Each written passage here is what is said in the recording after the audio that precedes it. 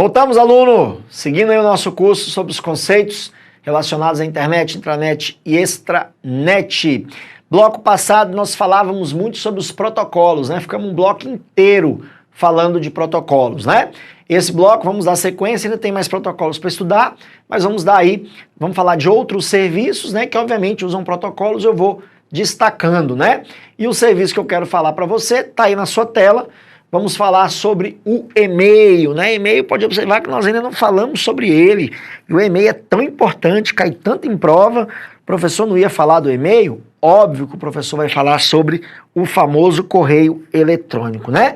Primeiramente, o que nós temos que saber sobre e-mail, aluno? Classificar o e-mail. Nós temos dois tipos de e-mail. Um é chamado web-mail e o outro é chamado de correio local. Vamos começar com a classificação do webmail. Olha lá, webmail é uma interface da World Wide Web, ou seja, da www, que permite ao utilizador ler e escrever e-mail usando o quê? Um navegador, Google Chrome, Firefox, né, Internet Explorer. Então o webmail é aquele e-mail que você acessa pelo navegador. Você abre uma página, por exemplo, gmail.com, aí você cai na página do Gmail, clica lá, loga, entra e lá você lê os seus e-mails. Então, se você acessa os seus e-mails dessa maneira, entrando em uma página, acessando através de uma página, aluno, você está usando, sem nenhuma sombra de dúvidas, um sistema de webmail, tá bom?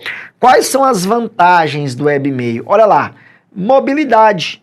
Você poder acessar de qualquer computador que tem internet. Então, você está na rua, tem que acessar aí um e-mail, vai a uma lan house, paga lá o valor da hora e lê seus e-mails lá na lan house. Então isso é uma mobilidade, né? Economia de espaço em disco, isso é uma grande vantagem. Por quê? Porque o webmail utiliza a nuvem computacional. Você não vê o Gmail, né? O Gmail nos dá quantos gigas? 15, né? 15 gigas para usar lá, né? Então você tem 15 gigas de economia na sua máquina. Os e-mails não ficam no seu computador, ficam na nuvem, né? E, obviamente, a facilidade de configuração. O que eu quero dizer com facilidade de configuração? Qual que é a única dificuldade que você tem que ter para criar um webmail? Fala aqui comigo. Dificuldade não. Qual que é o único requisito técnico que você tem que ter para criar um e-mail, um webmail? Saber ler e escrever. Concorda comigo? Pessoa ser alfabetizada. Que ela entra no site do Gmail e está lá, criar conta. Ela clica, o que ele pede? Nome, o apelido, a senha, data de nascimento, criar conta, acabou. Então qualquer leigo cria um webmail. Por isso que o webmail é muito popular no mundo inteiro, pela facilidade de configuração, facilidade de uso, né? Isso aí facilita muito o usuário leigo, aquele usuário que não tem conhecimento técnico aí para fazer uma configuração de um e-mail. Beleza? Agora, desvantagem, joga lá. Obviamente, como qualquer sistema de nuvem, né, aluno? Sem conexão à internet, não se tem acesso à caixa postal. Porque como é que eu vou acessar uma caixa postal se eu não tenho acesso à internet, né? Então, ele é um sistema online, você tem que estar conectado para acessar. Perfeito? Qual é o outro sistema de e-mail que nós temos? Correio local é a outra classificação. Correio local lá é um serviço de e-mail que necessita de um software específico. Então você tem que ter um software específico para o gerenciamento das mensagens. Exemplos, Outlook, Outlook Express, que não existe mais, né? E-mail, mas tira esse hífen aqui, porque é junto, tá? E-mail é o substituto do Outlook Express. É o que vem aí nas versões mais novas do Windows, né? O Mozilla Thunderbird são clássicos exemplos de softwares gerenciadores de e-mail. Então, se você tem um Outlook instalado aí na sua máquina e usa ele para poder gerir seus e-mails, correio local. Vantagem, leitura offline dos e-mails recebidos. O que eu quero dizer com isso? Que o e-mail é descarregado na sua máquina e você consegue ler depois estando offline. Então, você tem lá uma empresa. Aí acabou lá a internet parou, caiu. Né, você ainda continua lendo os e-mails, manipulando os seus e-mails. Por quê? Porque ele baixa, ele descarrega na sua máquina, né? Agora, como desvantagens, olha lá, ele consome espaço no disco, porque se você lê offline é porque está na sua máquina. Então está consumindo espaço, né? E a configuração dos protocolos, porque o e-mail também tem protocolos de aplicação. E o correio local você tem que especificar o uso desses protocolos. E geralmente o leigo, infelizmente, não sabe mexer com isso, não arrisca mexer com isso, aí acaba não utilizando, né, o sistema aí de correio local. Perfeito? Bacaninha? Ótimo, né? Aí, como é que funciona o e-mail, tá vendo? Vamos pegar aqui a logística de um e-mail, né? Primeiramente, a velha pegadinha aqui, aluno. Isso cai muito em prova. Eu já cansei de ver. Eles falam muito que o e-mail, quando você manda um e-mail para alguém, ele sai do seu computador e vai para o computador da pessoa. Você faz aí um ponto a ponto, coisa que nós vimos lá no bloco passado. E nós vimos que a internet tem um paradigma de trabalhar com cliente, servidor, servidor, cliente, né? Ponto a ponto são raríssimos os serviços, Bitcoin, né? Torrent, aí trabalha com um sistema de ponto a ponto. Você conecta diretamente com a máquina da pessoa e faz a transação, né? O e-mail não, o e-mail tem o papel do servidor, beleza? E eu vou mostrar para você como funciona. Joga lá. Tá aí, ó. Vamos pegar aqui um exemplo onde eu tenho um cliente 1. Esse cliente 1, ele tem um Gmail, tá vendo? A conta no Gmail. Vai mandar para o cliente 2, que tem uma conta no Outlook.com. Lembrando, Outlook.com é uma coisa, Outlook é outra, que é o MS Outlook, vem no Office, que é um programa de e-mail. Outlook.com é o antigo Hotmail, que a Microsoft mudou o nome, tá? Então, olha só, o servidor 1, cliente 1, vai logar no seu servidor, que é o Gmail, não é isso? Faz login, senha, redige o e-mail e clica em enviar. É o único trabalho que ele vai ter. Quando ele pedir para enviar, ó, o servidor do Gmail que vai despachar o e-mail para quem? Para o servidor do Outlook.com, a qual o e-mail é destinado. Aí o cliente 2 entra, loga e acessa os e-mails. Então o e-mail trabalha com cliente, servidor, né? Servidor, servidor, depois o cliente, servidor. Perfeito? Essa é a logística. Mas para essa logística funcionar, nós dependemos de quem, aluno? De protocolos. Sem protocolos você não consegue fazer um e-mail funcionar, né? E nós temos 3 protocolos aí, tá? Temos um para envio, que é o SMTP, e 2 para recebimento, que é o POP e o IMAP 4. Tem diferença, professor? Tem. Segue aí que eu vou te mostrar agora. Olha lá. SMTP é o protocolo simples de transferência de mensagens, opera na camada 7, né, camada de aplicação, e é o protocolo padrão para quê? Para envio de e-mails na internet, né? Então, na internet, ele é usado para o envio. Então, ele manda, né?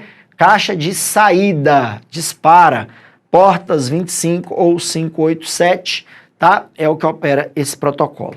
Aí, nós temos o protocolo POP, que é o protocolo de correio, também camada 7, óbvio, camada de aplicação. Olha lá, o Post Office Protocol POP3 é um protocolo utilizado no acesso remoto a uma caixa de correio eletrônico. O POP3, esta, permite que todas as mensagens contidas em uma caixa de correio eletrônico possam ser transferidas sequencialmente para um computador local. Ele age na porta 110. Aluno, qual é a característica desse protocolo? Quando você estabelece uma conexão da sua máquina com o servidor e ele faz a leitura da caixa de entrada, o que acontece? Esse protocolo descarrega os e-mails todos na sua máquina. Então os e-mails, ó, são transferidos. O que você entende como transferido? Recortados, retirados do servidor para sua máquina. Então eles ficam somente no seu computador. Isso é muito ruim, sabe por quê? Se você tiver um celular, né, um smartphone, precisar acessar os e-mails, cadê os e-mails? Não tem, caixa postal vazia, porque os e-mails ficaram onde? Na sua máquina. Então eu acho esse protocolo um protocolo ultrapassado, que não dá mais para usar, porque hoje nós sempre usamos e-mail em mais de um aparelho, né? Smartphone, tablet, né? Então, esse protocolo é ultrapassado. Aí, vem para suprir esse problema lá, o IMAP, que é o protocolo de acesso a mensagens na internet camada 7 também no modelo OSI. Olha lá, Internet Message Access Protocol é um protocolo de gerenciamento de correio eletrônico que as mensagens ficam armazenadas no servidor e o internauta pode ter acesso às suas pastas e mensagens em qualquer computador, tanto por webmail como por cliente de correio eletrônico porta 143. O que muda, aluno? Aí, pelo desenho já dá para matar, né? Então você tem aqui o servidor e você tem aqui uma máquina que acessa, sim? Quando você acessa, o que acontece? Ele sincroniza as pastas na sua máquina com o servidor. Então, ó, a caixa de entrada, caixa de saída, são sincronizadas com a sua máquina. Então ele cria um sincronismo e ele baixa apenas o cabeçalho das mensagens. Então as mensagens continuam no servidor e na máquina. Qual a vantagem disso? Se eu acessar de outro computador, eu tenho a sincronização também dessas caixas. Se eu acessar do meu celular, eu também tenho a sincronização. Então eu consigo acessar os mesmos e-mails de vários aparelhos diferentes, porque o IMAP não baixa a mensagem para a máquina do usuário, ele sincroniza. Aí se do celular eu deletar a mensagem, quando eu entrar em outra máquina lá, vai acontecer a mesma coisa também, vai fazer o sincronismo. Perfeito? Então é assim que funciona, essa que é a diferença. Então o IMAP é um protocolo bem mais moderno, na minha opinião, do que o POP. Fui claro sobre essa diferença? Tá? Outra coisa aí do e-mail são os campos, né, de envio de e-mail, que as bancas também costumam cobrar em seus concursos, que aí já não tem muita dificuldade, né, mas vamos fazer uma revisão aqui, né? Quando você tem o campo D, você está acionando quem? Obviamente, o remetente, né? Quando você tem um campo para, você tem um destinatário que é aluno principal, destinatário primário. Quando você tem um CC, você tem um destinatário o quê? Secundário. Aí aqui que muita gente tem dúvida, professor, eu não entendo a diferença do para o CC. Aluno, na prática não tem diferença nenhuma. O para recebe o mesmo e-mail que o CC e vice-versa. E um vê o outro. O para sabe do CC, o CC sabe do para. Não tem diferença. Agora, não tem diferença para nós usuários. Em ambientes corporativos, é muito usado esses dois campos. Seria o seguinte, ó, a secretária executiva vai mandar um e-mail para o subordinado com cópia para o diretor.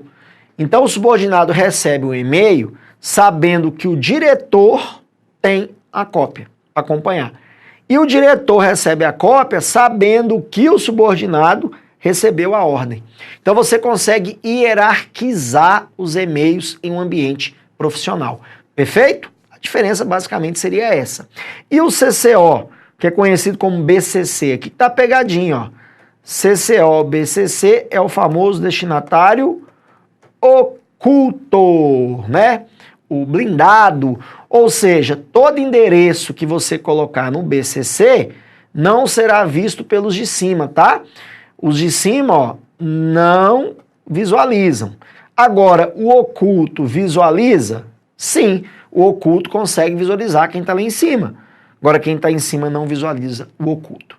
Eu poderia mandar um e-mail para todo mundo no CCO, deixando o par e o CC em branco? Posso ou não posso? Posso, sem problema nenhum, eu consigo mandar todo mundo no CCO, tá? Deixando o par e o CCI vazios, ok? Desde que tenha um desses três campos aqui preenchidos, ó, é o que importa, tá bom? E o assunto, obviamente, é o assunto, né? Que você vai colocar lá para os remetentes, né? O que caiu numa prova uma vez que eu achei interessante foi o seguinte: você pode deixar o campo assunto em branco? Pode, não pode? Pode, sem problema nenhum, ele vai enviar. Porém, é extremamente deselegante mandar um e-mail sem assunto. Isso em ambiente profissional, ambiente corporativo, tá doido. Você pode até ser mandado embora, porque você manda um e-mail para o seu chefe, não especifica o que é o e-mail, fica um negócio meio amador, né? Tem empresas aí que não aceitam muito essa ideia, não. Perfeito, aluno? Pegou a ideia? Então, vamos fazer as questões de e-mail? Então, vamos lá, questão 34 do nosso curso. O símbolo arroba em endereços de e-mail tem um sentido da preposição no. Eita, mas isso é uma questão de português, professor. É quase mesmo. Sendo utilizado para separar o nome do usuário do nome do provedor. E aí? Questãozinha bacana, né? Então, por exemplo, seria isso aqui, ó. Você tem, como é que é um e-mail? O e-mail, ele é dado nessa sequência aqui, ó. Né? Acho que isso para você não é novidade, não. Não é isso? Isso é regulamentado por uma norma internacional, tá, aluno? Chamada de RFC, que são as normas que regulamentam os endereços aí na rede. Então, o e-mail, obrigatoriamente, tem que ser nesse formato aí, onde o usuário, você lê assim, ó, o arroba vem de at, né? Também o significado de no. Então, usuário no servidor Gmail, por exemplo, né? E ao mesmo tempo que ele está fazendo a preposição no, ele está o quê? Separando o nome do usuário do servidor. Então, é você no Gmail, é você no Outlook.com. Essa que é a ideia do e-mail, por isso o item está correto, não tem treta nessa questão 34. Perfeito? Bacanérrimo? Então vamos a 35. Para que o SMTP, um protocolo de recebimento de mensagens de e-mail pela internet, seja utilizado, é necessário o endereço IP do servidor que armazene as mensagens de correio eletrônico do usuário do serviço. E aí, o que você acha dessa questão? Vai marcar errado, não vai? Vai. Se marcou errado, marcou bem, porque o SMTP na internet ele é usado para o envio de mensagens. Então, tá vendo? Eles trocam exatamente para fazer uma pegadinha aí do Silvio Santos com o candidato. E vamos à questão 36. Para o funcionamento de um serviço de correio eletrônico, são necessários cliente e servidor. São necessários, a palavra necessário encaixa aí, porque o pessoal tem aquela mania, caiu necessário, tá errado. Calma, é uma dica, mas não é algo absoluto. É necessário? É. Sem cliente e servidor, o e-mail não funciona. Então, bacana. A função do cliente de e-mail é a de acesso do usuário a mensagens. E o servidor tem a função de envio, recebimento e manutenção das mensagens. Certinho? Certinho. O servidor é o mantenedor das nossas mensagens, né? Ele que faz a gerência das nossas mensagens. Ele que faz, lembra da governança, aquela questão de nuvem computacional? Ele que é o responsável pela governança dos nossos e-mails. Então, itemzinho correto e vamos ser felizes na 37. Apesar de o HTTP ser normalmente utilizado para acessar páginas, em alguns casos ele também é usado na transferência de mensagens de correio eletrônico do computador do usuário final para o servidor de correio eletrônico. Questãozinha boa, hein? Boa. Olha só, ele está dizendo que o HTTP é usado para quê, aluno? Para acessar páginas. Sim, nós já estudamos ele. Olha, o hipertexto são páginas, sites, sim? Só que em alguns casos, ele também é usado para transferir mensagem de correio eletrônico. E aí, você concorda? Quando você vai acessar, nós acabamos de estudar um webmail, como é que você acessa? HTTP ou então HTTPS o quê? Gmail.com, não é isso? Então, em alguns casos, ele é usado para transferência de mensagens?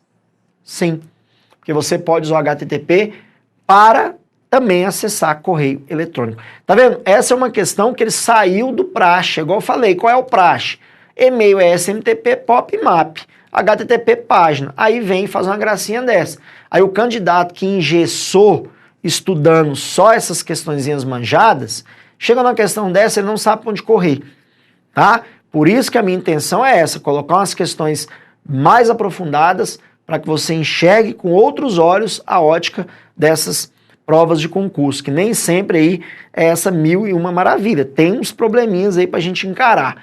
Olha essa 38 também, ó, questãozinha muito boa. Ele deu um texto, nem todas as questões tem que ler os textos, tá? Tem questões que o texto é só injeção de linguiça, mas essa a gente vai ter que ler. Olha lá.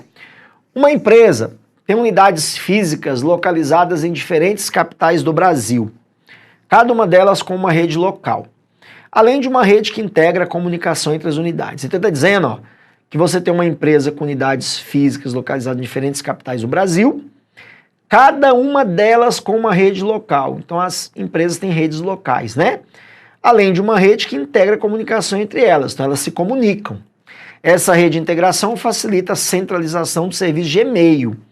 Então, tá vendo? Eles têm um e-mail interno, tá?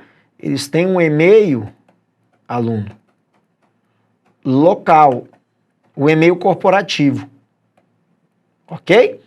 Que é compartilhado, tá vendo? Para todas as unidades da empresa e outros sistemas de informação. Tendo como referência inicial as informações apresentadas, julgue os itens subsecutivos. Eu coloquei um item só, que foi a 38. Olha só. SMTP é o protocolo utilizado para envio e recebimento de e-mail e opera na camada de aplicação do modelo TCP/IP. Tá, a camada de aplicação nós vimos, né? Opera lá. Agora, olha só o que ele colocou. Envio e recebimento. Ih, aí muita gente bateu o olho e falou, não, eu aprendi no curso que o SMTP é só para envio. Tudo bem, ele é só para envio, aluno, na internet. A pegadinha é que lá no texto ele está falando de um e-mail local. E-mail local é usado aonde? Numa intranet, numa rede interna que nós ainda vamos estudar. E quando você tem um e-mail corporativo numa rede interna, ou seja, as máquinas estão acessando um servidor local, o SMTP pode ser usado para envio e recebimento. Então, ó, muito cuidado com isso. Na intranet, ou seja, no e-mail de uma rede local, o SMTP é usado para isso. Então, essa questão está correta. Tá vendo? Esse é um modelo de questão que ele fugiu do basicão. Ele saiu do basicão. Ah, SMTP para envio, POP-MAP para receber. Bacana, na internet. Aí o cara pega de um livro, lá do Tenenbaum, que é um livro específico de rede, e cobra, é o que eu falei. Eles estão aprofundando em algumas questões. Eles estão saindo do prático, porque não tem muito mais o que cobrar de novidade. Aí, para não repetir, o examinador joga uma curva, uma questão que é um ponto fora da curva, tá? Então, muito cuidado com essa questão correta. Perfeito? E a 39, no software Gmail, a opção BCC, aqui que matou muita gente não sabia o que era BCC, mas BCC seria o CCO, né? Tem como um de seus objetivos esconder os destinatários para evitar ações de spam. Spam são aqueles e-mails indesejados, né? Que nós recebemos sem a nossa solicitação. Você abre sua caixa postal, tá aquele bando de e-mail lá. Correto? Correto, porque se eu coloco os meus destinatários em CCO, né? Um não vai conseguir ver o outro, não é isso? Então eu evito que as pessoas peguem os e-mails dos meus destinatários e comecem a enviar para Deus e o mundo aí. Então eu evito ações de spam usando o campo CCO ou BCC. Bacana? 40. Atualmente o uso do sistema webmail é mais difundido que aquele que se utiliza de um programa específico de gerenciamento de e-mail, ou seja, o correio local. No sistema webmail, a pasta, letra A, enviados, se localiza no servidor de e-mail acessado pelo webmail. Letra B, rascunhos fica armazenada na pasta documentos do usuário do computador. Já corta, o webmail é nuvem computacional. Lixeira é um atalho para a lixeira do computador? Não. O servidor tem uma lixeira na nuvem para os e-mails. Letra D, spam contém todos os e-mails recebidos com mais de um destinatário? Todos? Não. São os e-mails que o servidor considera spam. Geralmente são e-mails com muitos destinatários, e-mails com anexos suspeitos, né? O cara coloca lá anexo boleto, ou então bota aquelas palavras oferta, promoção, né? O servidor ele tem capacidade, ele tem inteligência artificial para saber que aquele e-mail é suspeito. Aí ele joga na caixa de spam. Tá? Eles usam hoje inteligência artificial, o caso do Gmail. Você mandar um e-mail lá escrito boleto, oferta, promoção, pode cair na pasta spam, tá bom? E letra E, entrada ou inbox, fica localizada no computador ou dispositivo móvel utilizado e armazena os e-mails recebidos. Opa, web e-mail não, isso é correio local. Então, galera, letra A, né, olha lá, localiza no servidor, ou seja, na nuvem. É isso que funciona o sistema de web e-mail. Bacanérrimo, beleza, tranquilão aí?